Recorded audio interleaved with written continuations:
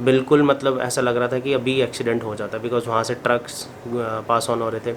Hello guys, कैसे हैं आप? सो गाइस, मैं मोहित बबर स्वागत करता हूं आपका द चिट चैट शो में। दोस्तों, आज जो सेलिब्रिटी हमारे बीच में मौजूद हैं, वैसे तो उन्हें कोई इंट्रोडक्शन की जरूरत नहीं है, या तो मैं यूँ कहूँगा कि आज जितने भी राइडर्स पैदा होते हैं उन सब के गुरु आज हमारे बीच में मौजूद हैं। I am also a big fan of this personality. उनको बुलाने से पहले थोड़ी सी पंक्तियां कहना चाहूँगा कि तूफानों से लड़ने का हौसला इनमें है, हवाओं से बातें करने का जुनून इनमें है। यूट्यूब पर बाउंस बैक आपका जब भी हो सर, हमेशा रहोगे आप ही tiger. Please give a big and energetic welcome to one and only Maddy Rider. Thank you so much, thank you for a wonderful introduction Mohit भाई, thank you so much, thank you. Sir, आप deserve करते हैं, और इस ये तो कुछ भी नहीं है, इससे पता नहीं कितना ज़्यादा आप डिजर्व करते बहुत हैं। ये तो आपका बड़प्पन है जो आपने इतना अच्छी तरह से बोला, एंड मैं मतलब बहुत ऑनर्ड करता हूँ कि आपने मुझे इंटरव्यू के लिए बुलाया, और आज हम जो भी बातें करेंगे बिल्कुल दिल से आएंगी मेरे। So okay. आज बस कुछ थोड़ी बहुत गुफ्तगू करेंगे। जो श्योर। इतना टाइम आपने है ना यूट्यूब पर बिताया, जो आपके एक्सपीरियंसेस हैं, आज सब बैठ के उनके ऊपर चर्चा करेंगे। Okay sure. मेरा सबसे पहला क्वेश्चन आपसे यही है। बेसिकली जानते हैं सभी, आप एक इंजीनियर हैं हम्म। और आपने ऑलमोस्ट इंडिया को बाइक पर कवर कर लिया है। हाँ जी, हाँ जी। सो आप मुझे प्लीज़ अपने बैकग्राउंड के बारे में बताइए। ये ट्रैवलिंग का किस्सा कब से स्टार्ट हुआ और कब आपको आया कि यार चलो ट्रैवल करते हैं। तो देखो, इंजीनियरिंग तो बात ऐसी है, 2013 से मैं जॉब पे हूँ। ठीक है, उसके बाद मतलब मैंने इंजीनियरिंग की थी बीटेक इलेक्ट्रॉनिक्स कम्युनिकेशन में। तो उस टाइम मतलब हमेशा से कॉलेज में जो लड़के होते हैं उनको यही होता है कि कब बाइक मिले। और मेरा बस ये था कि मतलब मेरे फादर तो मुझे बाइक दे सकते थे, लेकिन मेरा मन में हमेशा से ये था कि मैं खुद के पैसों से जब अपनी बुलेट लूँगा तभी मेरे को शांति मिलेगी मतलब लाइफ में। तो लाइफ में जब 2 साल मैंने जॉब किया, 2 ढाई साल उसमें से सेविंग्स करता था स्टार्टिंग में काफ़ी ज़्यादा, बिकॉज़ बुलेट का रेट उस टाइम 1,30,40 में आती थी थंडरबर्ड। तो उस सेविंग्स मैंने की 2 साल, और उस 2 साल 2015 नवंबर में मैंने अपनी रॉयल इनफील्ड थंडरबर्ड ली थी 350। और राइडिंग का मेरे को उस टाइम एज सच को भी इतना पता नहीं था, बट ये था कि हाँ बाइक होनी चाहिए और वो भी बुलेट। अब राइडिंग का जो फितूर आया वो मेरे 2 फ्रेंड्स थे, मैं उन मतलब मेरे आप कह सकते हो फ्लैटमेट्स थे। तो एक के पास बुलेट थी और वो कोइंसिडेंटली हुआ था ये तो। और उसके बाद मेरे पास भी जब आई तो हम लोगों ने ऐसे, हम ऑफिस तो जाते थे बुलेट पे, लेकिन कभी ऐसा सोचा नहीं था राइड क्या होती है। लेकिन बिकॉज़ हमें बचपन से ये सिखाया गया कि जो ट्रैवलिंग है वो गाड़ी में ही होती है, बिकॉज़ बाइक पे तो इतना उस टाइम था नहीं 2015-16 में। तो 16 के स्टार्टिंग में मेरे फ्रेंड को एक्चुअली घर उसके घर पे काम था, तो वो मसूरी जा रहा था। तो उसने बोला कि चल भाई तू भी चल ले। तो मैंने कहा कि भाई बाइक पे तो मुझे नहीं पता कैसे चलानी, ये मतलब इतना लंबा कभी ट्रैवल नहीं किया। तो बट उसने कहा कि चल यार देख लेंगे क्या होगा, बाकी देखें। बिकॉज हमारे पास कोई बैग नहीं था, हम बेसिक टी शर्ट में चले गए, ना राइडिंग जैकेट थी, ना राइडिंग गियर्स थे, ना शूज़ तो बेसिक थे अपने। तो जब पहली राइड की तो मसूरी गया था मैं, तो जब पहली राइड की दैट वाज मतलब वो अलग ही एक्सपीरियंस था, और दोस्तों के साथ। मतलब उस टाइम कोई शूट नहीं किया मैंने, बिकॉज मेरा चैनल बाद में शुरू हुआ है 17 में। तो उस टाइम मैंने कोई शूट नहीं किया, लेकिन जो मेमोरीज़ जो मैं एक ही बार राइड करके जो चीज़ फ़ील की थी वो बहुत ही अच्छी थी, मतलब मुझे बहुत ही अच्छा लगा उस टाइम। और दोस्तों के साथ जो बॉन्ड कैसे बनता है वो उसी टाइम पता चला कि भाई ये भी एक लाइफ है और इस लाइफ को भी जी। जिया जा सकता है। एंड देन फिर मेरे को बोलने का, प्रेजेंटेशन का मेरा पहले से ही अच्छा था, बिकॉज़ मैं एसएसबी भी क्लियर्ड हूँ आर्मी में। तो मेरी ये स्किल्स पहले से थे, कम्युनिकेशन स्किल, बात करने का तरीका, ये वो। तो मेरे एक फ्रेंड ने कहा कि यार ऐसे लोग वीडियोस डालते हैं तो तू भी डालना शुरू कर, बिकॉज़ अब मैंने कहा भाई मुझे पता नहीं है ये सब वीडियोस कैसे डाली जाती। तो विद टाइम वो धीरे धीरे मैंने वो भी चीज़ सीखी। 1 डेढ़ साल तो मुझे यही फिगर आउट करने में लगा कि टैग्स क्या होते हैं यूट्यूब पे, ये वीडियोस कैसे डालते हैं, बिकॉज पहले जैसे भी वीडियो डाल दी, एडिटिंग वेटिंग कुछ पता नहीं था उस टाइम, इतना यूट्यूब था भी नहीं लाइमलाइट पे।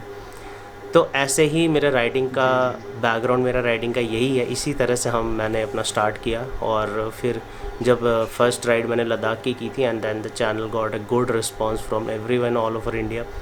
और बस ऐसे ही आप लोग जुड़ते गए और आप लोगों का प्यार मिलता वो कहते हैं ना, देखो अचानक से ही एक है। पॉइंट बिल्कुल से बिल्कुल। स्टार्ट हुआ और आज इतने लाखों लोग आपके फैन बन चुके thank you so much, thank you so much. वो तो बस यही है कि मेहनत करते रहो।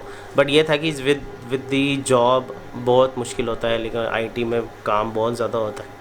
तो जैसे ही जितना जितना मुझे टाइम मिलता है मैं उसको यूज़ करता हूँ, राइड्स करता हूँ, और जब मैं राइड्स नहीं करता तो घर के थोड़े मोटे व्लॉग्स में डालता हूँ और इन्फॉर्मेशनल व्लॉग्स डालता हूँ, सो दैट आप जो भी लोग ट्रैवल करना चाहते हैं, जो भी लोग जाना चाहते हैं जिस जगहों पे, तो उनको वो चीज़ का इन्फॉर्मेशन मिलती रहे और बेनिफिट मिलता रहे। अच्छा, मैं काफ़ी टाइम से देख रहा हूँ आपके कुछ जो लास्ट व्लॉग्स आ रहे हैं वो कार पर हैं और उससे पहले जो थे एक बाइक पर होते थे, तो आप क्या प्लीज़ इन दोनों का डिफरेंस बता सकेंगे कि बाइक पर ट्रैवलिंग करने से एंड कार पर ट्रैवलिंग करने से क्या मेजर इसमें डिफरेंस होता है? डिफरेंस देखो, बाइक पे जब जाता हूँ तो मेरे को एटलीस्ट 10-15 दिन चाहिए होते हैं राइड के लिए, बिकॉज मैं छोटी मोटी राइड तो हम करते ही रहते हैं, संडे राइड ये वो, तो वो उतना मेरे को उस चीज़ से इतना लगाव नहीं है। तो मेरे को है लॉन्ग राइड से लगाव। तो 10-15 दिन जब नहीं निकल पाते तो डेफिनेटली घर में कार है तो उस कार का यूज़ किया जाता है। और कभी फैमिली को, अभी लास्ट ईयर में अपनी फैमिली को ले गया था घुमाने, तो वो भी चीज़ की। फिर कभी मैं और वाइफ घूमने चले जाते हैं, तो अब 1-2 दिन होंगे तो फिर इंसान कार में ज़्यादा प्रेफर करता है, बिकॉज अभी मैं रिसेंटली आई गॉट मैरिड, तो उस हिसाब से। बट ऐसा नहीं है कि बाइक पे मुझे, मतलब बाइक पे अलग ही फ्रीडम लगती है, कार में मुझे ज़्यादा थकावट होती है, मैं सच बताता हूँ क्योंकि मैं जब ड्राइव करता हूँ गाड़ी तो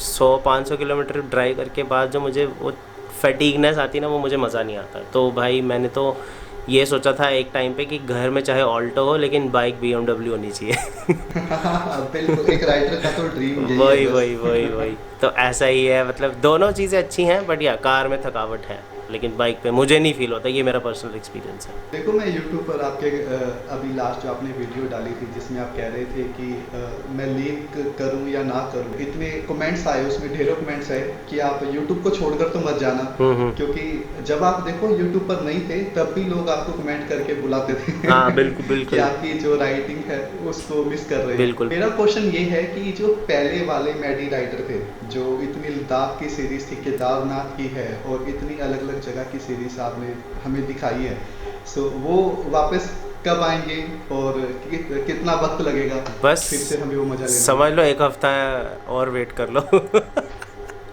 बिकॉज अच्छा। हाँ, अभी मैं वेट कर रहा हूँ। कुछ रास्ते हैं जो अभी बंद हैं, बिकॉज आपको पता है इस टाइम बहुत ही बुरा हाल है। और लद्दाख जी के भी रास्ते पूरे खुले नहीं है। लद्दाख तो नहीं जा रहा हूँ मैं, स्पीति भी नहीं जा रहा हूँ, तो डेस्टिनेशन कुछ अलग ही है और बिल्कुल ही बहुत ही एडवेंचरस है। आज तक इतना टफ़ कभी नहीं हुआ होगा, तो बस उसी की तैयारी चल रही है। और अभी लीव्स भी ले चुका हूँ मैं ऑफिस से, तो बस जस्ट होपिंग जैसे ही रास्ते खुले मैं और मेरे पास मतलब मेरे साथ 2-3 फ्रेंड्स हैं, तो we will definitely explore that place. And मुझे पता है लोग बहुत खुश होने वाले हैं, सो बस थोड़ा ही वेट रह गया है। तो आपने लद्दाख की काफ़ी राइड्स की, आई थिंक 2017 में, 19 में, 10, 21 में, सो आप बिल्कुल अच्छे से बता पाएंगे कि जो इस लद्दाख ट्रिप का एक्सपेंस है, जो भी इस वीडियो को देख रहे हैं, क्योंकि टाइम भी कुछ ऐसा बिल्कुल पीक पर है, हर कोई घूमने जाना चाहता है। लद्दाख ट्रिप का जो ऊपर से अगर हम बात करें, क्या एक्सपेंस आता है और क्या बेस्ट टाइमिंग है वहाँ पर जाने की? मोहित देखो, लद्दाख का एक्सपेंसेस जो है, एक तो पहली बात एक्सपेंसेस इंसान के खुद पर डिपेंड करता है। अब हम लोग मिडिल क्लास हैं तो हम ज़्यादा खर्चने पे, मतलब बेसिक हम रहते हैं, ज़्यादा ना महंगा रूम लेंगे ना बिल्कुल ही सस्ता लेंगे। तो जो खर्चा है वो हर एक इंसान के ऊपर है। तो जब मैं पहले गया था 17 में, तब मेरा 20,000 में ट्रिप हो गया था, बिकॉज़ हम 5 लड़के थे, तो डिवाइड हो जाता था, एक रूम में 3, दूसरे में 2, तो ऐसे करके मेरा 20,000 में हो गया। तो उस टाइम महंगाई भी कम थी। अब महंगाई बहुत ही ज़्यादा हो गई है, एक्सट्रीम ज़्यादा हो गई है। तो अब क्या है कि जो तेल पहले 7,000 रुपये लगता था, अब वो 15,000 रुपये लग रहा है। और पहले मेरे पास थंडरबर्ड थी, उसकी एवरेज थोड़ी ज़्यादा थी। अभी डोमिनर है मेरे पास, तो डोमिनर भी ऑल्दो एवरेज ठीक है, लेकिन इतनी नहीं है जितनी थंडरबर्ड की थी, तो थोड़ा सा तेल भी ज़्यादा लगता है। तो अभी अगर किसी को लद्दाख करना है तो उसका एक्सपेंसेस जो सोलो ट्रिप का है वो 30,000 में हो जाएगा। अगर वो 2 दोस्तों के साथ जाता है, वो भी डिवाइड करके मैं कह रहा हूँ, अगर एक रूम में 2 लोग रहते हैं तो 30,000 में उसका हो जाना चाहिए। अगर 16 जाता है तो 40 भी लग सकता है, बिकॉज आपको खुद ही पूरा पे करना रेंट। तो अब पहले चाय 5 की होती थी, अब चाय 12-15 रुपये की होगी। सो ये छोटी छोटी चीज़ें बहुत मैटर करती हैं पूरे एक लद्दाख की ट्रिप को। और ये एक्सपेंसेस जो है ये पर्सन टू पर्सन है। बाइक, ये मैंने बाइक का बताया। गाड़ी में जाओगे तो ऑफ कोर्स तेल ज़्यादा लगेगा, तो उसका तेल उसका एक्सपेंसेस अलग हैं। और ये दिल्ली से जा रहे हो या फिर आप किसी साउथ से आ रहे हो तो आपका बहुत ही खर्चा होगा। So the expenses depends on person to person, उसका लाइफस्टाइल कैसा है, उसको कितना खाना है। मैं ज़्यादा प्रेफर करता हूँ कि मैं मिनिमलिस्टिक रखूँ, ज़्यादा खर्चा करने से कोई फ़ायदा नहीं है, बस खुद की खुशी मिलनी चाहिए। तो एक्सपेंसेस का तो जी, तो यही है। बेस्ट टाइमिंग क्या रहेगी बेस्ट लद्दाख जाने बेस्ट की? टाइमिंग यार समझ लो कि आप या तो मई में निकल जाओ अगर रास्ता खुला है, मई या फिर जून में। और जुलाई अगस्त को मैं प्रेफर नहीं करता हूँ बिकॉज़ बारिशों का सीज़न होता है। लेकिन अभी आजकल की डेट में सीज़न बिल्कुल चेंज हो रहा है। सो अगर अभी 2023 की बात करो तो सितंबर बहुत अच्छा सीज़न होगा, तो सितंबर में लोगों को जाना चाहिए। और इस टाइम पे भी रास्ते बीच में बंद हो रहे हैं मनाली वाले, तो ये भी सीज़न अभी इतना भी सही नहीं रहा है। तो अभी जो सीज़न है वो सितंबर होगा या अगस्त 15 के बाद और अक्टूबर 15 तक। सो ये वाला सीज़न मुझे लगता है बहुत अच्छा होने वाला है। इस टाइम भी आप जा सकते हो, लेकिन अगर आप श्रीनगर से जाओ और श्रीनगर से आ जाओ तो अगर स्मूथ अगर आपको चाहिए अपना ट्रैवल तो ये वाला रास्ता सही रहेगा और यही टाइम अच्छा है। तो मैं देखो आपसे ये जानना चाहता हूँ कि आपने इतनी राइड्स की हैं, आपका सबसे बेस्ट एक्सपीरियंस और सबसे बैड एक्सपीरियंस कौन सा रहा है? प्लीज़ बताइए। सबसे बेस्ट तो मेरा उमलिंगला का ही रहा है आई थिंक। और जो एक्चुअली सारे ही बेस्ट, मैं क्या बोलूँ, उमलिंगला का इसलिए मेरे को ज़्यादा लगा क्योंकि वो एक वर्ल्ड्स का हाईएस्ट पास था और वो मुझे करना था, और उसमें एक दिन पहले मैं और मेरी वाइफ कर नहीं पाए थे, तो हम लोग रास्ता भटक गए थे और उसके बाद दोबारा हमने वो चीज़ इतनी टफ़ थी वो भी फिर से ट्राई की, तो वो मेरा बेस्ट था। और सेकंड बेस्ट जो कह सकते हो वो मेरा 2017 खारदुंगला का था।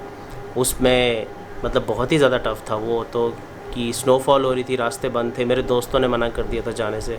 आपने में भी व्लॉग देखा हो, वो बहुत ही ज़्यादा एडवेंचरस व्लॉग था। जी जी मुझे सब जी। लोगों ने मना कर दिया था कि भाई रास्ता नहीं जा सकते रास्ता, लेकिन जो लोग जाने वाले थे वो गए।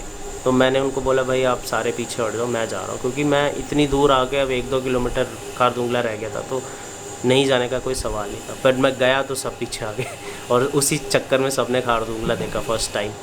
उस टाइम खारदुंगला का हाइप ज़्यादा थी, अब आजकल उमलिंगला की हाइप ज़्यादा है। तो हाँ, ये दो मेरे बेस्ट थे। वर्स्ट एक्सपीरियंस मैं बोलूँ तो एज सच कोई भी वर्स्ट एक्सपीरियंस नहीं है। एक बार जब मैं ऑल इंडिया राइड कर रहा था तो मतलब मेरे साथ एक मेरा राइडर था जिनकी हिमालयन थी, तो उनकी बाइक ख़राब हो गई थी शाम में, तो वो बाइक ठीक नहीं हो रही थी। काफ़ी ज़्यादा हमने मैकेनिक से भी ठीक करवाई, हो नहीं रही थी। We were in like Hyderabad थे हम, तो हम आई थिंक हैदराबाद से वाइजैक जा रहे थे, तो वो उस चक्कर में हम लेट हो गए। तो हमने सोचा रात में भी ड्राइव कर लेंगे, तो रात में हम ड्राइव करते रहे कुछ 2-2:30 बजे, हमें 4 बजे का टारगेट था, 4 बजे शाम रात में पहुंच जाएंगे। वैसे मैं किसी को रेकमेंड नहीं करता रात में ड्राइव करने के लिए और राइड करने के लिए, बट उस दिन कुछ ऐसा हुआ कि हमने सोचा पहुंच ही जाते हैं, हमने होटल भी बुक करा दिया था। तो फिर हम धीरे धीरे पहुंच रहे थे, लेकिन 3, साढ़े 3, 2:30-3 के अराउंड मेरी नींद, मतलब मुझे नींद आ गई बाइक पे ही, तो मेरा एकदम से ऐसे डिसबैलेंस हो गया और बिल्कुल मतलब ऐसा लग रहा था कि अभी एक्सीडेंट हो जाता है, बिकॉज़ वहाँ से ट्रक्स पास ऑन हो रहे थे। और उसी टाइम उन्होंने, मेरे जो दोस्त थे, उन्होंने मुझे देखा कि मेरी बाइक टेढ़ी टेढ़ी चल रही है। सो वो एक ऐसा वर्स्ट एक्सपीरियंस हो सकता था मेरे साथ, बट वो हुआ नहीं। तो वो उससे मैंने यही लेसन लिया कि आपको रात में कभी भी राइड नहीं करनी चाहिए। उसके बाद मैंने वीडियोज़ में भी वो बताया कि राइड नहीं करो, और यही सबसे वर्स्ट था। बाकी तो सब अच्छा ही रहा है मेरे साथ, अच्छी तरह ही रहा है, कोई भी ऐसा भगवान की दया से कोई एक्सीडेंट वगैरह भी नहीं हुआ। सो होप्स हम चाहेंगे कि आने वाली जितनी भी राइड्स हैं वो सभी सभी ही अच्छी रहे, और जितने भी राइडर्स राइड करते हैं सभी थैंक यू, सेफली राइड भी करें। Thank you bro. तो मैडी भाई, आप मुझे बताइए कि आपकी ड्रीम डेस्टिनेशन क्या है, जो आप चाहते हो यार कि ज़िंदगी में एक बार तो यहाँ पर जाना ही है? ज़िंदगी में एक बार जाना है मेरा, यूरोप में जाने का, बाइक चलाने का मन करता है मतलब ओके। मुझे ऐसा लगता है जैसे मतलब यहाँ से कोई ऐसी रोड बन जाए जिससे मैं ऑल ओवर इंडिया से जाके, मतलब मैं इंडिया को रिप्रेजेंट करूँ वहाँ यूरोप साइड में। तो ऐसा मुझे ऐसा लगता है। हाँ, ऑल तो मैंने देखा नहीं है, तो ऐसा मैं कह नहीं सकता कि वो बहुत सुंदर जगह है। अपने इंडिया में तो मुझे लद्दाख देखना था, और लद्दाख में सबसे सुंदर जो मुझे लगा वो हानले था। तो इंडिया में मेरे लिए बेस्ट हानले है, बहुत सुंदर जगह है। मतलब उसका जो रास्ता है दैट इज़ अमेजिंग। बहुत कम लोग जाते हैं, लेकिन आप लोगों को जाना चाहिए। और बाकी मैं कहूँ तो अगर मुझे कुछ बड़ा करना है लाइफ में, इंडिया को रिप्रेजेंट करना, तो मैं यूरोप ट्रिप करूँगा ऑन माई बाइक, या फिर कोई मुझे स्पॉन्सर कर देगा, क्योंकि मैं भी 400 सीसी कम पड़ जाए ऐसे रास्तों के लिए। तो डेफिनेटली ये मेरा ड्रीम है और ये मेरी बेस्ट जगह हो सकती है। क्या हम आपको आने वाले ब्लॉग्स में कैसे ब्लॉग्स अब देखेंगे? क्या लाइफ से रिलेटेड ब्लॉग्स देखेंगे, या कहीं अब्रॉड कंट्री भी, आउट ऑफ कंट्री के ब्लॉग्स आएंगे, एज ए बाइक राइडर के ब्लॉग्स आएंगे? सब्सक्राइबर जानना चाहते हैं आपकी कि आने वाले टाइम में कैसे ब्लॉग्स आने वाले हैं। अभी देखो, एक प्रॉब्ली 1-1.5 हफ्ते में मैं राइड पर निकल जाऊँगा। अब 1-1.5 हफ्ते से अभी जो व्लॉग्स आएंगे वो रिलेटेड टू राइड ही होंगे, बिकॉज क्या क्या मैं सामान ले रहा हूँ, प्रिपरेशन कैसी हो रही है। हर राइड का तैयारी अलग होती है, हर राइड की चीज़ें अलग होती हैं। ज़रूरी नहीं है कि आप अगर लद्दाख स्पीति जा रहे हो तो एक ही तरह का रास्ता, एक ही तरह का सामान लोगे। डिफरेंट डिफरेंट सामान होते हैं, डिफरेंट बजट बनाना होता है। तो ये सब चीज़ें मैं अभी बताऊंगा आने वाले व्लॉग्स में। उसके बाद ट्रैवलिंग वाले व्लॉग्स ही आएंगे, प्रॉब्ली 1-1.5 महीना वो चलें। उसके बाद फिर मतलब ऑफिस का काम मैं साथ साथ करता हूँ। तो जब मैं ऑफिस का काम करता हूँ तो डेफिनेटली मैं घर की चीज़ें दिखाता हूँ, सो दैट लोग कनेक्टेड रहें। बिकॉज आजकल यूट्यूब पे एल्गोरिदम ऐसा है कि अगर आप व्लॉग नहीं डालोगे तो कंसिस्टेंसी नहीं रहेगी। तो कंसिस्टेंसी बनाने के लिए I have to put something जो मुझे चाहिए। और अगर अब्रॉड जाने की बात है तो न्यू ईयर पे प्लान है बाहर जाने का। तो देखते हैं वो कैसा रहता है। अभी बाइक से होगा या फिर वाया प्लेन होगा, वो अभी कंफर्म नहीं है। बट हाँ, न्यू ईयर पे मैंने सोचा है कुछ, तो वो बताएंगे आपको जल्दी। मैं जितना चाहता था और मुझे जितना लगता था कि सब्सक्राइबर्स को पता होना चाहिए, बिल्कुल बिल्कुल बिल्कुल। उसके मुझे आई थिंक लगता है आंसर्स मिल गए हैं। और आपका टाइम बहुत कीमती है। मैं जाते जाते आपसे एक रैपिड फायर क्वेश्चन आंसर हम करना चाहेंगे। Okay okay, sure. This is going to be tough. So Delhi to Ladakh, bike और aeroplane? Bike. 1 week in Himachal और रशिया ट्रिप, कौन सी आप सिलेक्ट चूज करेंगे? मैं तो हिमाचल ही करूँगा, बिकॉज मैंने कैंपिंग नहीं की तो मुझे कैंपिंग करनी है अभी। रशिया नहीं। सोलो और travel with friends? Travel with friends. Skydiving और desert safari? Skydiving. Hitchhiking और ड्राइव इन BMW कार? और मैं I will go with BMW। मैं थैंक यू कहना चाहूँगा, ये हमारे पार्ट का एक शो का हिस्सा बने। और बहुत अच्छा लगा सर से बात करके। आगे भी इनके Thank काफ़ी you. सारे प्रोजेक्ट्स हैं, इन्हें वहाँ भी जाना है। Thank you Mohit, thank you. मुझे बहुत अच्छा लगा। और मैं चाहता हूँ कि आपकी ऑडियंस आपके इस काम को भी सपोर्ट करे। और आप जो ये चीज़ कर रहे हो, लोगों का एक्सपीरियंस ले रहे हो, एक काइंड ऑफ ए पॉडकास्ट है जो हम वर्चुअली कर रहे हैं। सो आई एम रियली हैप्पी कि आपने ऐसा इनिशिएटिव लिया है। और डेफिनेटली मैं चाहता हूँ आप और आपकी जो ये कंपनी है ये बहुत आगे तक जाए, और you will get lot of followers, lot of success in this field. ठीक है sir. Okay, thank you Mohit भाई, thank you so much, bye bye.